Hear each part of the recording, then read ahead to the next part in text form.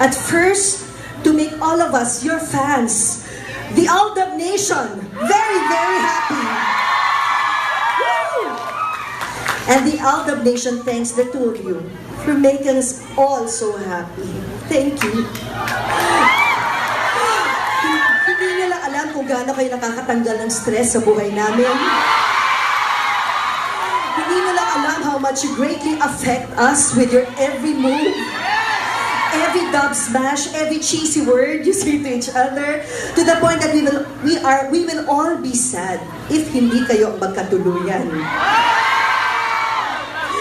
So are you two praying for an answer? Or have you found the answer? No pressure, sabi ko dito. Bata pa kayo. Enjoy nyo muna kung anong meron kayo. Kulitan pa more, laglagan pa more. Enjoy being friends muna if you feel it's best for now. And let it grow and flow naturally. Parang kami ni Julius.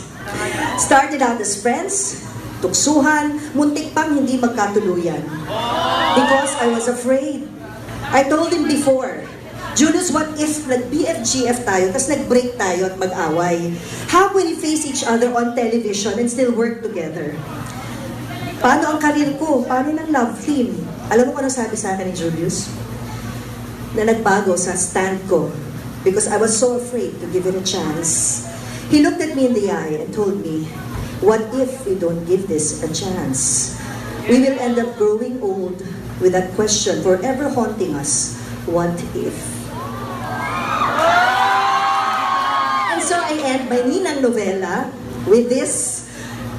Once you find someone who makes you happy, who gives you that incomparable inner joy, and you can't stop thinking of him or her, then never let her, never let him go.